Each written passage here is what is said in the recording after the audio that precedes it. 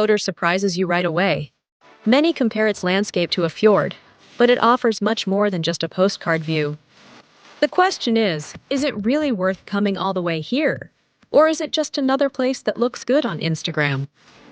Europa Accompagnata. We spent 3 days in Kotor, Montenegro to find out. And in this video, we'll show you what to see, what to do, how much it costs, and what's really worth it.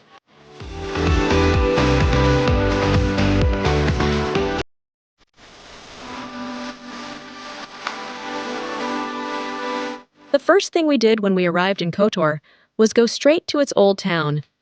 As soon as you cross one of its gates, you get the feeling of having gone back several centuries.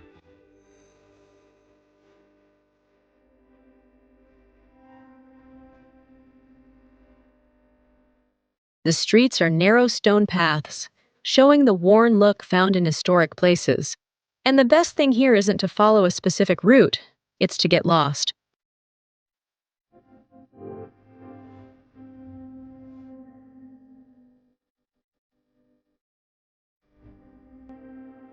One of the most important spots is the Square of the Arms, which is like the heart of the old town. This is where everything opens up a bit more, where you see terraces, people sitting, movement, and where you start to understand the rhythm of the place.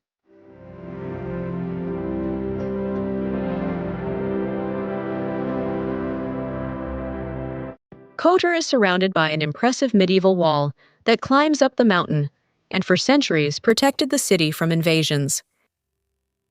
It was a very important strategic place in the Adriatic, especially under Venetian rule, and that's something you can still feel as you walk through its streets and see its architecture.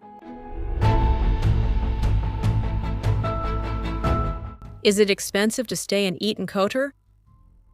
It depends on what you compare it to.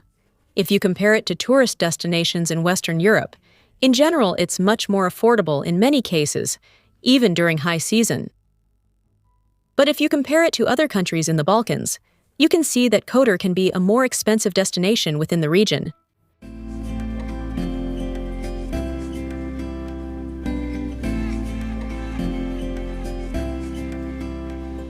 From there, we made our way little by little until we reached the Cathedral of St. Tryphon, one of the most iconic buildings in Kotor.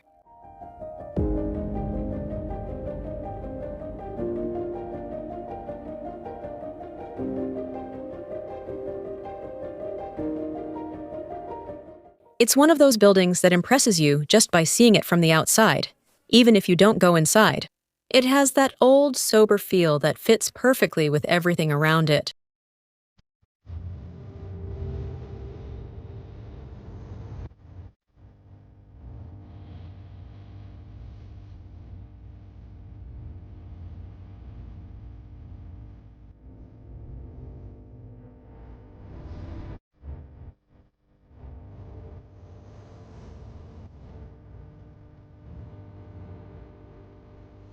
Is Kotor overcrowded? Yes, but only at certain times. Every day, cruise ships full of people arrive, and that's when you really notice it. If you choose the right times, you can find a completely different city. Mixed in with all those tourists, there are clothes hanging from some windows, cats on the corners, people coming in and out of their homes, and that gives it a welcome sense of authenticity.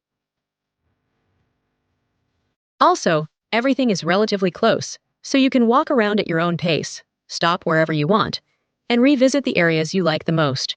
In fact, we went back several times throughout the trip because every time of day has a different atmosphere.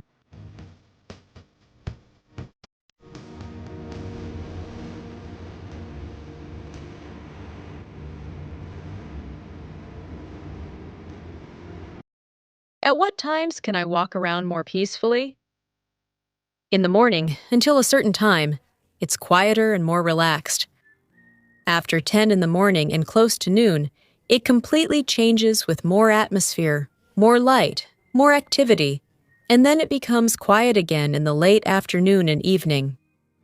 And that makes it not just a place you visit once, but a place you want to come back to.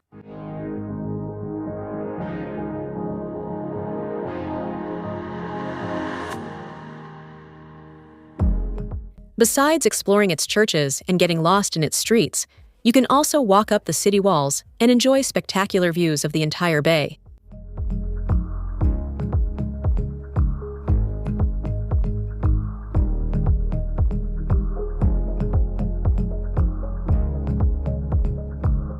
After that first walk through the old town, where we had enjoyed the day, since we had arrived by car and didn't have that many hours left, it was time for one of the moments we consider part of the trip: dinner.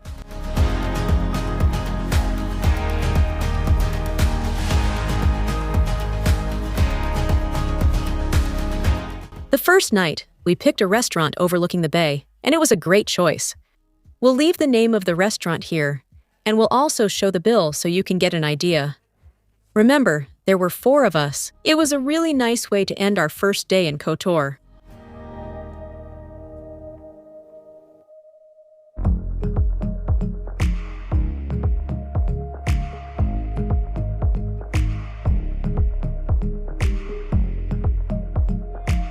One of the most popular things to do in Kotor is to climb up its city walls to the San Juan Fortress. You've probably seen pictures taken from above, with the whole bay spread out below. And yes, the views are spectacular. But in our case, we decided not to go up. We were already too tired to do that demanding hike. Yes, of course, if you want to get some magnificent views and enjoy that hike, it's wonderful. It's one of the main things to do in the city. That's why we're telling you that if you have time and you like the idea, it's a very popular experience. The climb has about 1,300 steps. It's quite demanding, and you have to pay an entrance fee that is currently around 15 euros per person. But in return, you get one of the most iconic views in Montenegro. Our advice is clear. If you like this kind of activity and want a more complete view of the bay, it might be worth it for you. So go for it.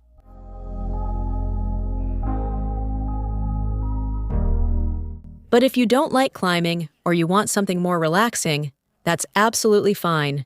You have plenty of other things to enjoy in this city.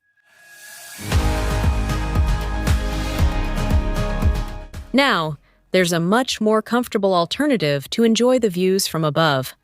And that's the Kotor cable car.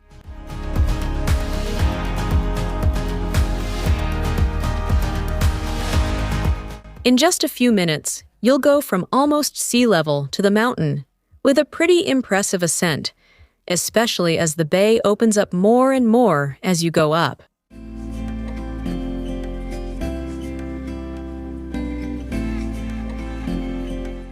The price of the cable car is about 20 euros round trip.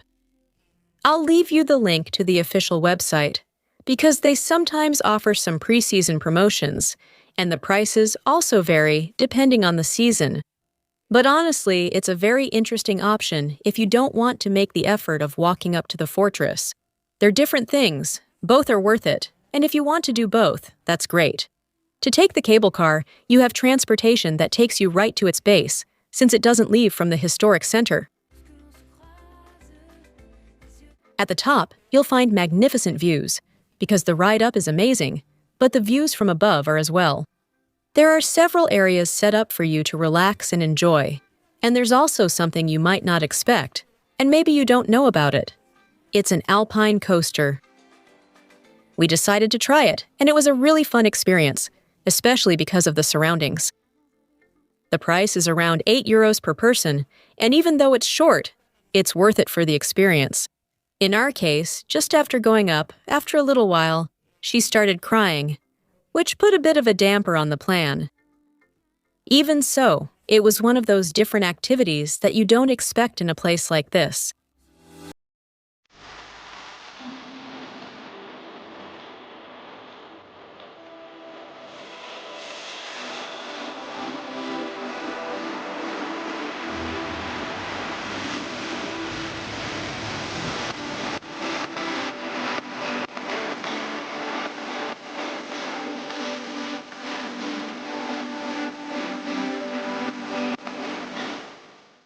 Having lunch in the historic center allowed us to go back there.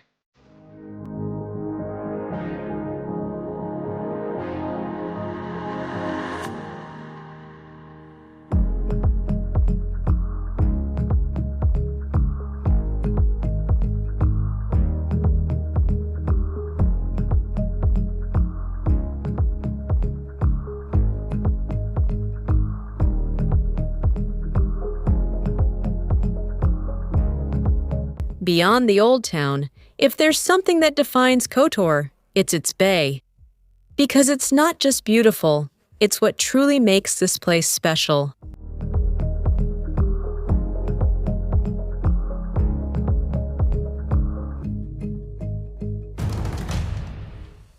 Many times, it's compared to a fjord, even though it actually isn't one, but visually, it has the same effect. Very tall mountains that drop directly into the water, creating a stunning landscape. Best of all, you don't have to do anything complicated to enjoy it. Just walking around the area, sitting by the water, or exploring it little by little is enough to understand why this place is so captivating. We took advantage of different times of the day to see it from different spots. In the morning, when everything is much calmer, with almost no one around, and in the afternoon, when the light starts to change and the landscape becomes even more beautiful.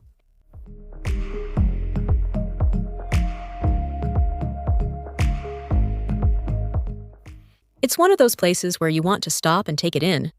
Don't rush. Don't treat it like a checklist. Just be. Besides, this whole area is perfect for taking pictures. Every curve, every reflection in the water, every contrast between the mountain and the sea has something special. Although we'll later have a more complete boat experience, seeing it from land already provides a key part of the experience. Because in the end, Kotor isn't just about what you visit. It's also about how it feels to be there.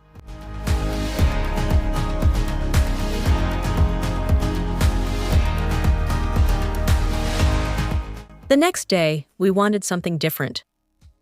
After all this walking around, we felt like having a quieter dinner. We had it in the old town, in the area near the city walls. It was all so wonderful. I'm also showing you the name and the bill here, so you can get an idea.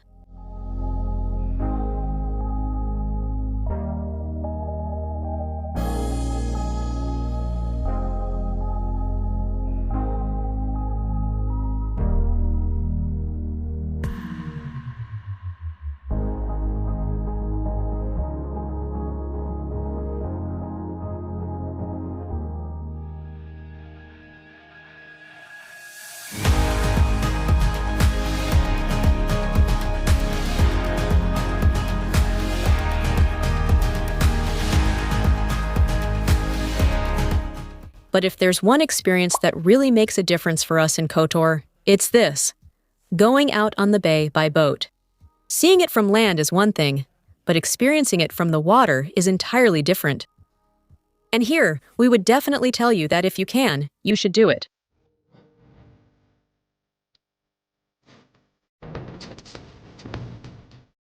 From the very first moment, your perspective changes. You slowly move away from Kotor. The old town is left behind, and you really start to understand the scale of the entire bay.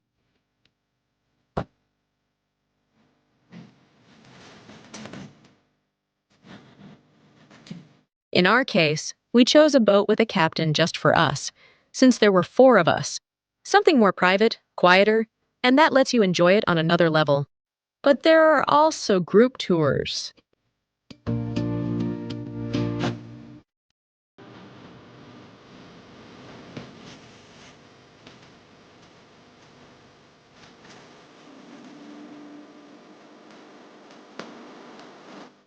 There are some pretty unusual stops, like an old submarine base from when this was Yugoslavia, hidden in the mountains, and probably not something you'd see on your own.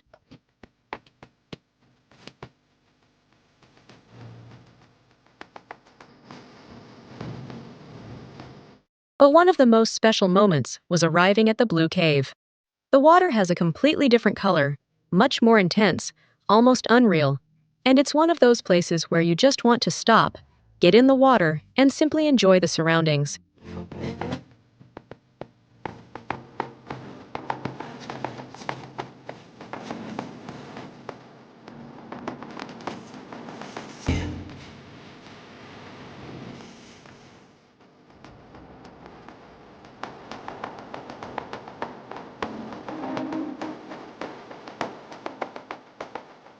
Subscribe to the channel. That's exactly what we did once we left the cave. It's a pretty complete experience because it's not just the scenery, it's the whole journey.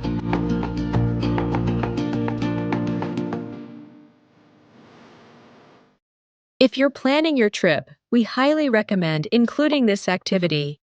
For us, it was the best part of Kotor. The next thing we're going to see, which is Perast and the islands, we also did with this tour.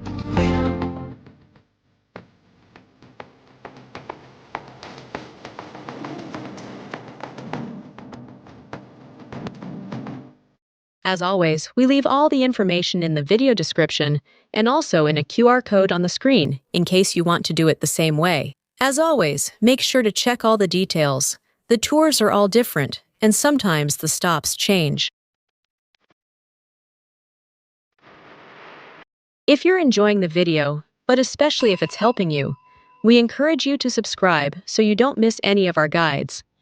Also, give it a like and share it with traveler friends who love making their own itineraries. But we're still on board, and about 20 minutes from Kotor, there's a place that completely changes the atmosphere: Perast.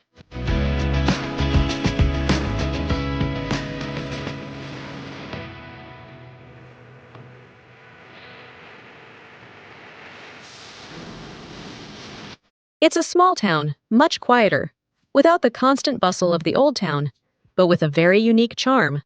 Here, everything moves more slowly, there's hardly any traffic, the streets are more open, and the walk along the water becomes the main attraction. It's one of those places where you don't need to do much. Just walk, stop, sit by the sea, and enjoy the surroundings. Coming here is exactly that. A contrast to Kotor.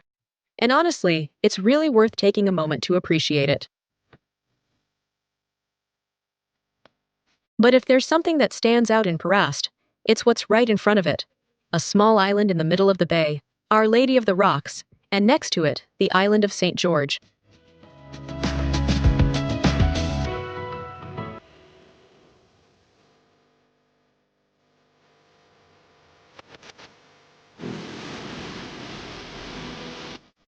You can only reach Our Lady of the Rocks by boat, obviously, and the trip is very short, just a few minutes, but it's already part of the experience.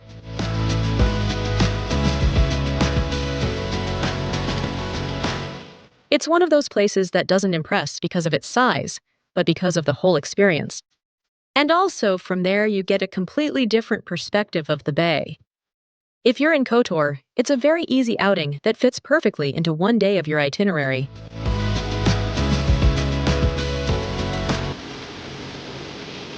As we mentioned, we did this route, visiting several spots, and then also visiting Paris. You have other options too, like just visiting Paris from Kotor, which is also fine. Another thing you can do from Kotor is to go up to Lobsang National Park. It's the scenic Kotor Serpentine Road. In our case, we only did the scenic road. The idea was to enjoy the views from above, but that day it rained quite a bit, so we couldn't really make the most of it. Even so, there's something important you should keep in mind. The road is quite narrow, with lots of curves, and in some sections, it can be a bit uncomfortable if you're not used to this kind of driving, especially when you cross paths with other cars. It's not dangerous, but you need to take it slow and pay attention. But if the weather isn't good, like it happened to us, it's probably not the best plan. But if it's sunny, it looks like it would offer some of the best views. Here are some pictures.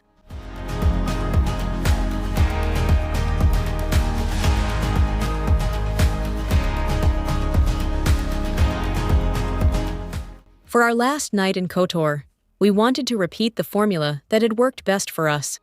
Find a place with a good atmosphere, try several dishes, and end the trip on a relaxed note.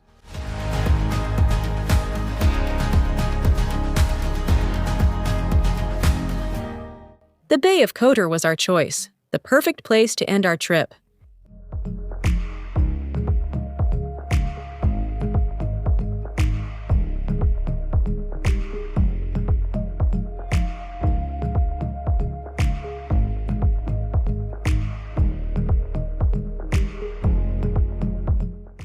we still haven't told you where we stayed. Honestly, it was a great choice. The location allows you to do everything on foot. It was at apartments time, in some small apartments, but they were very well maintained and very comfortable. And also, as I was saying, very well located for getting around Kotor. We paid about 100 euros per night for each apartment, without breakfast, but with something very important here: parking. And this is key, especially in summer, because parking in Kotor can be quite complicated, so having it included really makes a difference. And the other tip is that, once you arrive in the city, park your car and don't move it. If possible, don't move it, because sometimes just going a couple of blocks can take an impressive amount of time. I mean summer peak season, when many people are in a small city. After these 3 days in Kotor, the feeling we have is pretty clear. It's a destination that surprises you, not only because of how beautiful it is, but also because of how easy it is to enjoy. You don't need to make big plans or stick to a strict itinerary. Just move around, explore, mix activities, and go with the flow a little. It has that balance between nature and its historic side that makes it feel very well-rounded. You can be strolling through medieval streets in the morning and then sailing around the bay in the afternoon. And that's not so easy to find. Also, generally speaking, considering it was peak summer season, we found it to be quite an affordable destination. Keep in mind that we went during the last days of July. So if you're thinking about coming, our recommendation is clear. Yes, it's worth it.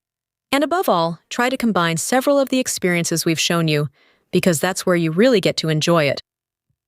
If you're still exploring Montenegro, here's a video featuring the whole country.